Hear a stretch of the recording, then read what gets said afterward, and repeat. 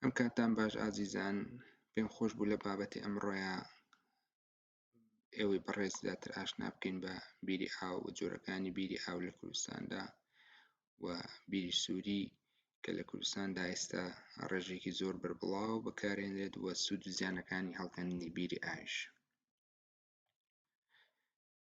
بیری ئاو چییە؟ لە ڕاستیە خواستی مرۆڤ بۆ گەشتسەندن و بۆ کشتوکاڵ و بۆ ئەژەڵداری لە کۆنەوە وای کردووە بیر لە هۆکارەکانی بەدەستهێنانی ئاو بکاتەوە. خۆی بیر لە ئەسڵا بریتیە لە هەڵکەندنی چاڵێک یاخود کونێک کە بە شێوەیەکی ئەستوونی بەرەو خوارەوە بۆ ناو زەوی هەڵەکەندرێت و بەدەست یاخود بە ئامێر و قوڵێکی دیاریکراو بە ئامانجی بەدەستهێنانی ئاو یاخودنەوە لە ژێرڕووی زەوی. جۆرەکانی بیری ئاو.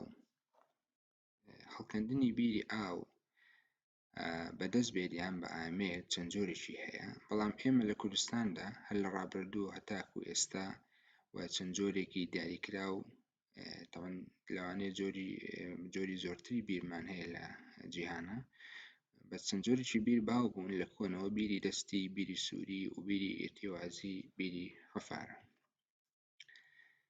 بیری دەستی ئەم تەریقەیە لە کۆن و لە ئێستاشدا بەکاردێت. بیری دەستی و لە کوردستانیشدا شێوازێکی زۆر باو بووە پێشەوەی ئاستیا بۆ شێوەی ئێستا دابەزێ، بەڵام لەمڕۆدا بەهۆی داوەزینی ئاستی ئاو کە ئەو بیرانەی لە پێشترە هەبوون ئێستا وشک بوون و هەروەها ئێستا بە قوڵێکی زیاتر ئەگەینە ئاو. پێشی ئەوترێت هاندەک وێڵ، واتە هەڵکۆڵین بەدەست. ئەم جۆرەیان قوڵی کەمترە لە 20 مەتر و بە شێوەیەکی گشتی و بە تیرەیەکی فراوان و بەخواست، یعنی لەوانەیە بەپێی شوێنەکە پێویست کات 15 مەتر و 10 مەتر و هەندێک کات تا 25 مەتریش لە هەندێک ناوچەیە لەوانەیە زیاتر یا کەمتر هەڵکەندرابێت. بیری دەستی پێویستی بە هەڵبەستنە یاخود لە کوردەواریە پێوترێت بیراستنمان هەیە. لە کۆندا بە بەرد یان بە خشت بووە، ئێستاش بۆری کۆنکریتی بەکارهێنرێت بۆ هەڵبەستنی ئەم جۆرەیان. ئەگەر دیقەتی وێنەکان بدەین، وێنەی لای ڕاستمان هەیە بەم شێوازە ئەمە بیری ئاو. تەواو ئەمە تەقریبەن شێوازێکی ئایدیاڵی خۆ ستانداردە بۆ تێگەیشتن سخێماتیکە. ئەمەش بیرێکە کە ئاوی لە دەرهێنرێت بە تیرێکی فراوان هەڵکەندراوە. بیری سووری.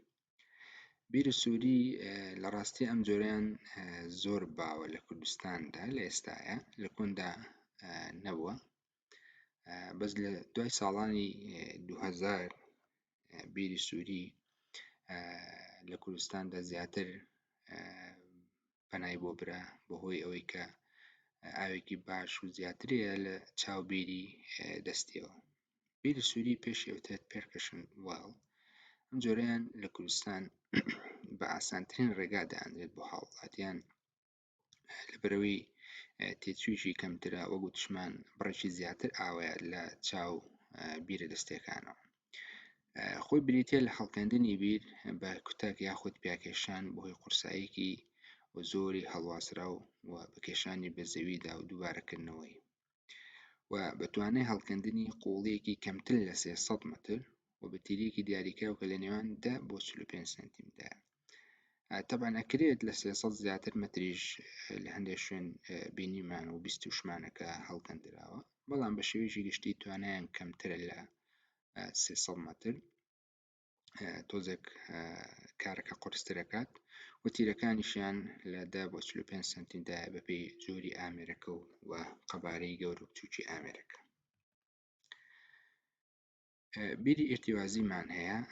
لە ڕاستیە ئەم جۆرە بیرەیان کە بیری ئێرتیوازی پێ ئەوترێت یاخود ئارتیزیان وێڵ لە کوردستاندا لە ساڵانی 80 و 90ەکان و بەدواوە زۆر باو نەبوو. ڕاستە هەبووە چەند بیرێک هەبوون بەس زۆر باو نەبوون، بەڵام توانای بیری ئێرتیوازی زۆر زیاترە لە بیری دەستی و لە بیری سووری، بۆیە ئەمەش یەکێکتر لەو ڕێگایانەیە خۆ لەو جۆرە بیرانەی کە لە کوردستانیشدا پەنای بۆ براوە، بە تایبەتی بۆ پرۆژە گەورەکان یاخود بۆ دابینکردنی پێداویستی ئاوی دانیشتوان. بیری ئرتیوازی کە پێشی ئەوترێت ئارتیزن وێل، ئەم جۆرەیان بریتیە لەو بیرە قوڵانەی کە بە ئامێری کونکەری خولاوە بەکارهێنێن، واتە ڕۆتەرین بە شێوەیەکی خولاوە ئەرزەکە هەڵەکۆڵێ لە ڕێگەی بەرینەوە دەمی تایبەتی هەڵەکەندرێت، پێشی ئەوترێت بیری ئرتیوازی. لە مچینە دوو جۆرمان هەیە. لە کوردستانە زۆر ڕەنگە خەڵک ئاشنا نەبوو بێ بەم بابەتە. دوو جۆر بیری ئرتیوازیمان هەیە. بیرێکمان هەیە کە خۆی ئاو لەژێر پستانە یەتە دەرەوە، ئەمان پێوترێت flowing artesian well، واتە ئاوەکە خۆی یەتە دەرەوە لەژێر پستاندا. و جۆرێکی ترمان هەیە کە ئاوەکە نایەتە دەرەوە لەژێر پستاندا، بەڵام هەر ئارتیزیانە و بە قوڵێکی زۆر و لە ڕێگەی بەکارهێنانی ماتۆڕەوە ئێنرێتە سەر زەوی و قوڵی بیری ئرتیوازی ئەتوانێت زیاتر بێت لە 300 مەتر و تیرەکەی لە نێوان 8 بۆ 40 سانتیمەتردایە. ئەم جۆرەیان لە کوردستان ئێستا باوە بە تایبەتی و لە ڕێگەی ئەو یەکە ئیداریانەی کە پێویستن بەم بابەتە، چونکە بیرەکان قوڵن پێویستی بە مۆڵەتی تایبەتی هەیە و بە یاسا ئەتوانرێت ئەم جۆرە بیریان لێ بدرێت. بیری حەفارە. بیری حەفارە ئەمیش بەنسبەت کوردستانەوە تۆزێک تازەیە کە بە ئامێری حەفارە هەڵەکەندرێت، کە ئەمیش هەر لە جۆری هەڵکەندنە، بەڵام جیاوازی لەگەڵ بیری دەستی ئەوەیە کە ئەمە بە ئامێر بەکارێن لە باتێوی بەدەست بەکاربهێنرێت و تیرەکەی زۆر فراوانە، لە 6 سانتیمەتر بۆ چەند مەترێک تێپەڕەکات و بە قوڵی کەمتر لە 20 مەتر یاخود زیاتر بەکارهێنرێت. ئەمڕۆ لەو شوێنە زەراعیانەی یاخود کشتوکاڵانەی کە هەمانە، بە نمونە دەشتی شارە زۆر بێت یاخود دەشتی پیرەمەگروون بێت یاخود بازیان بێت یاخود لە هەندێک شوێن کە ئاسی ئاوی ژێر زەوی نزیکە، ئەم جۆرە بەنای بۆ بدرێت چاڵ هەڵەکەندرێ و لە ڕێگەی ماتۆڕە ئاوەکە دەرێنرێ و توانایەکی خەزنی باشی هەیە لە بەرەوەی تیرەکەی فراوانە.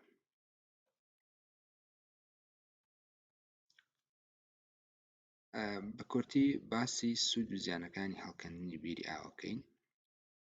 دەڵێن ئاو سامانێکی زۆر گرینگە، زۆر بە نرخە، چ ئاوی سەر زەوی بێت یاخود ژێر زەوی، پێویستە تەحەفوزی پێوە بکرێت و پارێزگاری لێ بکرێت و بە هەموو شێوازێک چ بە یاسا بێت چ بە ڕەوشی مرۆڤایەتی بێت بەنابوو ئەوە نەبرێت کە بە شێوازێکی نازانستی و ناڕێک و پێک بەکاربهێنرێت. سوودەکانی بیر بە شێوەیەکی گشتی بریتە لە خواردنەوە، کشتوکاڵ، ئاژەڵداری و ئەو پرۆژانی کە هەن، ئەمانە بۆ سوودی مرۆڤایەتی و بۆ وێژەسەرنی مرۆڤایەتیە. بەڵام کێشەکە لە چیایە؟ کێشەکە لەوە ئێمە لە کوردستاندا ئەم بیرانەی کە هەڵکەندراون بە ڕێژەیەکی زۆر و لە چەند هەزار بیرێک تێپەڕ بووە لە هەندێک لە کوردستاندا، بەدەیان هەزار بیر هەڵکەندراون. ئەمە کارەسات بە دوای خۆیان هێنرێت. ئەبینین لە ڕابردووە بیرە دەستەکانمان ئاویان باش بووە و هاوڵاتیان و هاونیشتیمانیان توانیویانە ئاو دابینکەن لە ڕێگەی بیری دەستیەوە. بەڵام لەم چەند ساڵەی دوایی کە بیری سووری هات و بۆ ڕێژە زۆرە و ناڕێک و پێکە بەکارهات، بینیمان ئاستی ئاو زۆر دابەزی بۆ قوڵتر. ئەمە یەکێک بوو لە سەرەتای کێشەکان کە سەری هەڵدا و دواتر بینیمان لەم ساڵ و ساڵی ڕابردووە لە 2021 و 20دا و پێشتریش هەندێک لە بیرە سوورەکانی جوشک بوون بۆی زیاد دابەزینی ئاستی ئاوی ژێرزەوی کە بە شێوەیەکی ناڕێک ئاو دەرێنرێت لە ژێرزەویدا. ئەمە زیانەکانی بریتیە بێ لە دابەزینی ئاستی ئاوی ژێرزەوی بۆ چەند هێندەی دابەزینی سروشتی. ڕاستە بارانمان کەمە کە ئەمە دابەزینی سروشتی دروست دەکات، بەڵام بەهۆی زۆری بیرەکان بەهۆی خواستی ئاوی ژێرزەوی بینین بۆ چەند هێندە ئاستی ئاو دابەزیوە. وشەبوونی سەرچاوەی کانی و کارێزەکان. زۆرێک لەو سەرچاوە و کانی کارەزانی لە کوردستانە هەمانە ئەگەر دیقەتی بدەین ئێستا وشک بوون، بەشێکی زۆریان پەیوەندیان بەم بیرانەوە هەیە. و هەروەها هەندێک ناوچەمان هەیە کە تووشی ڕاگواستن دێن لە ناوچەی کشتتوکاڵی و ئاژەڵداری بەهۆی وشک بوون یاخود دابەزینی ئاستی ئەو لەو ناوچانە، بۆیە هاوڵاتیان پەنابەن ئەوەی کە بچنە شوێنێکی نزیکتر لە سەرچاوە ئاویەکان بۆی بتوانن پێداویستی خۆیان دابین بکەن. ئەمە بە کورتی و بە پوختی باسی لە جۆرەکانی بیر بوو. هەوڵدەین لە بابەتەکانی داهاتووە باسی سەرچاوە ئاویەکانی هەرێمی کوردستان و بیر و هەو بابەتانی پەیوەندی بە ئاوە هەیە بەش